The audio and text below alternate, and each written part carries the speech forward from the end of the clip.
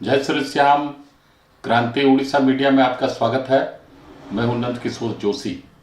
सभी दर्शकों से अनुरोध है, कृपया इस चैनल को लाइक करें, शेयर करें, सब्सक्राइब करें एवं बेल बटन अवश्य दबाएं, जिससे आने वाली वीडियो की नोटिफिकेशन आपको मिलती रहे।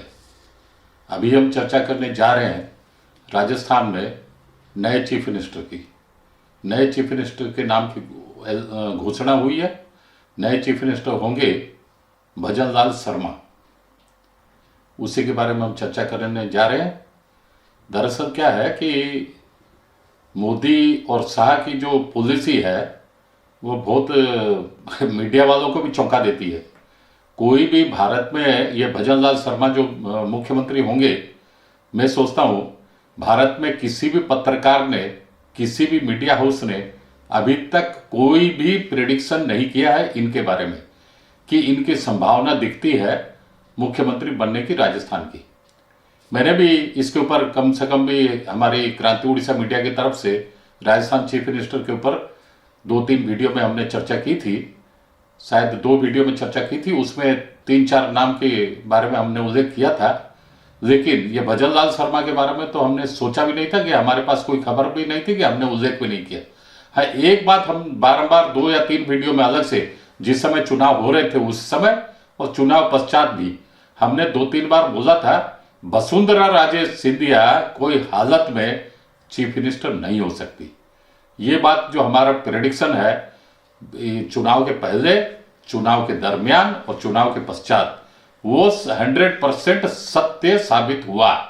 लेकिन भजन लाल शर्मा नए चीफ मिनिस्टर होंगे, मैं सोचता हूं भारत में चाहे प्रिंट मीडिया हो, इलेक्ट्रॉनिक्स मीडिया हो, सोशल डिजिटल मीडिया हो, किसी ने भी प्रेडिक्शन नहीं किया था।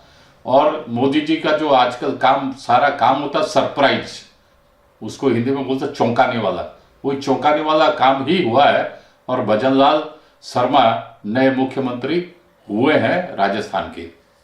अब इसके पीछे भी मैं आपको बताता हूं कि ये तो पहली बार ही विधायक बने और पहली बार ही चीफ मिनिस्टर भी हो गए। राजस्थान के जयपुर जो राजधानी है, उसी की एक सांगनेर बोल के एक जगह है, उसी विधानसभा क्षेत्र से ये चुन के आए हैं और विधायक के तौर पर पहली बार विधायक के तौर पर चुन के आए और पहली बार ही मुख्यमंत्री बन गए सीधा। इनका सामंजस्य अगर देखा जाए, इनकी सिमिलरिटी मिलती है प्रधानमंत्री नरेंद्र मोदी से। वो भी गुजरात के जब नए नए चीफ मिनिस्टर हुए थे 2002 में, पहली बार ही विधायक बने और पहली बार ही मुख्यमंत्री बने। उसी तरह 2014 में वो पहली बार सांसद बने और पहली बार ही प्रधानमंत्री बने। अर्थात गुजरात विधानसभा के नरेंद्र मोदी जब मुख्यमंत्री तौर पर शपथ लिए, वो उनका पहला टर्म ही था। उसके पहले उन्होंने कभी विधानसभा के अंदर विधायक के तौर पर कार्य नहीं किया था, अर्थात एमएलए नहीं बने थे। वहीं दूसरी तरफ 2014 में भी जब प्रधानमंत्री वो मतलब चुने गए थे, उसी समय पहले सांसद भी बने, उसी समय पहले प्रधानमंत्री भी बने। मैंने दोनों चीज फर्स्ट टाइमर, इधर एमएलए बने मुख्यमंत्री गुजरात में, इधर एमपी बने प्रधानमंत्री भारत में। दोनों ही बार फर्स्ट टाइमर हुए, स्टेट में चीफ मिनिस्टर, देश में प्राइम मिनिस्टर। वैसे ही भजन लाल शर्मा पहले विधायक के तो पहली बार ही विधायक बने और पहली बार ही प्रधानमंत्री भी मुख्यमंत्री भी बन गए। अब बात यह कि इनको क्यों बनाया गया, अब सवाल यह है, मैं बता रहा हूं, भाजपा में, भारतीय जनता पार्टी में एक संगठन मंत्री का पद होता है जो सबसे की पोस्ट होता है, अर्थात सबसे महत्वपूर्ण पद, चाहे वो सेंट्रल लेवल में हो चाहे स्टेट लेवल में हो। माने इनका ऐसा सेटअप है आरएसएस के द्वारा, बीजेपी के द्वारा, बीजेपी के अंदर में, कि संगठन मंत्री जो होगा वो सबसे महत्वपूर्ण पद होगा।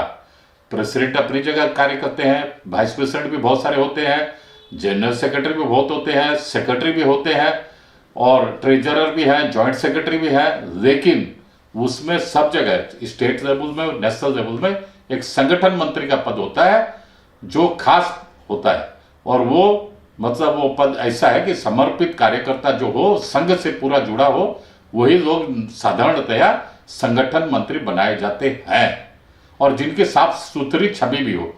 इसी साफ सुथरी छवि वाले ही हैं भजन लाल शर्मा। और इनकी उम्र भी ज़्यादा नहीं है, 55 से 60 साल के अंदर में इनकी उम्र है।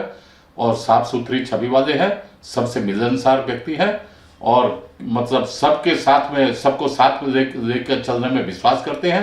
पहली बार टिकट मिली राजस्थान में विधायक के लिए लड़ने की, पहली बार खड़े हुए, पहली बार जीते और पहली बार में ही इनका मतलब इनकी लॉटरी निकल गई, या यूं कहें कि ये चीफ मिनिस्टर भी हो गए, निर्वाचित हुए विधायक दल की बैठक में। अच्छा, प्रस्ताव किसने दिया? प्रस्ताव दिया वसुंधरा राजे सिंधिया जी ने, क्योंकि उनके बारे में जो चल रही थी इलेक्शन के पहले, इलेक्शन के दरमियान, इलेक्शन के बाद और अभी 2-4 दिन में भी, कि वो खेमाबंदी में लगी हुई है, भाजपा के एमएलए लोगों को आपने कहा किसी मित्र के यहाँ, किसी के यहाँ फार्म हाउस में टिका रही है, और इनके जो भाई बहन का जो रिश्ता, इनके जो अशोक गहलोत, उनके भी 67 एमएलए जीत गए हैं, उनके कुछ ऐसे मिला के जोड़ तोड़ में भाई बहन लगे हुए हैं, एक नई खिचड़ी भाई बहन में पक रही है। ऐसी अनेक तमाम खबरें हमारे पास आ रही थी कि वो लोग कुछ न कुछ गड़बड़ कर सकते हैं। हालांकि वो गड़बड़ी करने की वसुंधरा राजे चाहे मन में कुछ भी हो, लेकिन कर नहीं सकती थी, क्योंकि प्रधानमंत्री के मोदी के ही नाम पर वोट पड़ी है राजस्थान में भी, तीनों राज्यों में भी और राजस्थान में भी। किसी को भी कोई मुख्यमंत्री का चेहरा पेश नहीं किया गया जनता के सामने, इसलिए जितने भी जो चुन के आए हैं बीजेपी के एमएलए भी, वो सब प्रधानमंत्री मोदी के नाम पर ही चुन के आए। अतः वो जो भी है उनके मन में हो या कुछ प्रयास भी इन्होंने किया हो, लेकिन वो सफल नहीं हो सकी। एवं अंत में उन्हीं के नाम से राजनाथ सिंह जो मुख्य पर्यवेक्षक होकर गए थे वहां पर जयपुर में राजस्थान विधायक दल की बैठक में, उन्होंने वसुंधरा जी को बोला कि आप ही नाम प्रस्ताव कीजिए भजनलाल शर्मा का मुख्यमंत्री के तौर पर। तो उन्होंने नाम प्रस्ताव किया, सर्वसम्मति से विधायक दल की बैठक में नाम पारित हुआ और तत्पश्चात सभी ने समर्थन किया एवं भजनलाल शर्मा नए मुख्यमंत्री बनाए गए। अब मैं बोल रहा हूं कि क्यों बनाए गए, इसके भी पीछे कारण है। एक तो आप ये समझिए कि जैसे छत्तीसगढ़ में हुए विष्णु, और ये जो मुख्यमंत्री हुए हैं मध्य प्रदेश के मोहन यादव, और अभी राजस्थान के बने भजनलाल शर्मा। मतलब अभी जैसे है कि विष्णु, मोहन, भजन, तीनों के तीनों नाम जो है, तीनों के तीनों नाम सनातन के साथ में ओतप्रोत रूप से जुड़े हुए हैं। विष्णु, मोहन, भजन बहुत प्यारे हैं, तीनों के तीनों प्यारे नाम भी लगते हैं और सनातन धर्म के हिसाब से पूरे जुड़े हुए हैं, गूंथे हुए हैं सनातनी परंपरा में। अब बता रहा हूं कि ये तीनों की और क्या खास बात है। जैसे जो विष्णु चीफ मिनिस्टर बने हैं वहां छत्तीसगढ़ में, वो आदिवासी समुदाय से आते हैं। आदिवासी समाज में उनकी बहुत साफ सुथरी छवि है, बीजेपी के और आरएसएस के बहुत सक्रिय और समर्पित कार्यकर्ता है। एवं खास तौर पर छत्तीसगढ़ में जो सरगुजा एरिया है और वो जो आदिवासी बेल्ट है, वहां पर क्रिश्चियन मिशनरियां बहुत सक्रिय है बहुत वर्षों से, और लाखों लोगों को क्रिश्चियन बना भी दिए, कन्वर्ट कर दिए। तो उनका मुकाबला करने के लिए, उनको रोकने के लिए और भाजपा के रथ को आगे बढ़ाने के लिए साफ सुथरी छवि वाले एक आदिवासी चेहरा चाहिए था, जो भाजपा ने विष्णु के रूप में चुना है, एकदम सही चुना है। उसी तरह ये जो राहुल गांधी आजकल पूरे भारत में घूम के प्रचार कर रहे थे, ओबीसी ओबीसी ओबीसी के हम लोग ओबीसी चाहिए, ओबीसी चेहरा होना चाहिए, ओबीसी के लिए हम लोग काम करेंगे, ओबीसी का संरक्षण देंगे, ओबीसी मतलब ऐसा करेंगे तैसा करेंगे। जो ओबीसी का जो भजन गा रहे थे पूरे भारत में राहुल गांधी, तो यहाँ पर ओबीसी के चेहरा आया मध्य प्रदेश में मोहन यादव। यादव इसलिए भी जरूरी है क्योंकि यूपी में अखिलेश यादव और बिहार में लालू यादव और तेजस्वी यादव, ये जो यादव लोग जो अपने को यादवों का जो ठेकेदार समझ रखे थे और ओबीसी के वोट बैंक वाले वोट बैंकर समझ रखे थे, उनको एक काउंटर करने के लिए या ओबीसी चेहरा उतारने के लिए बहुत बीजेपी में जरूरी था यादव। तो मोहन यादव आ गए बीजेपी के चीफ मिनिस्टर बन गए मध्य प्रदेश में। वो बहुत जरूरी था क्योंकि अब जो 5 महीना बाद जो लोकसभा का चुनाव हुआ 2024 में अप्रैल मई में, उस समय ये मतलब इनके चेहरे के हिसाब से और जो इंडिया घमंडिया गठबंधन है उनके काट के रूप में भी ये मोहन यादव बहुत काम आएंगे बीजेपी के लिए।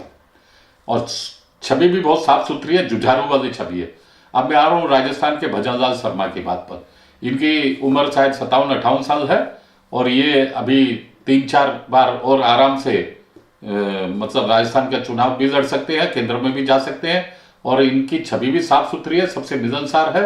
और एक जो ये जो कॉम्बिनेशन बनाया गया, छत्तीसगढ़ में आदिवासी, मध्य प्रदेश में ओबीसी और राजस्थान में ब्राह्मण चेहरा, मतलब अपर कास्ट, ऊंची जाति का, ये जो कॉम्बिनेशन अभी जो बना है, आदिवासी और ओबीसी और ब्राह्मण ऊंची जाति, हायर कास्ट, ये बढ़िया कॉम्बिनेशन बना है। सभी जातियों के हिसाब से भी बीजेपी ने साधा है। आगामी चुनाव को मद्देनजर, चुनाव के हिसाब से, लिहाज से बहुत सोच समझ के रणनीति बनाई है, जो काफी कारगर साबित होगी आगामी 2000 लोकसभा चुनाव में मोदी जी को जिताने के लिए, बीजेपी को जिताने के लिए।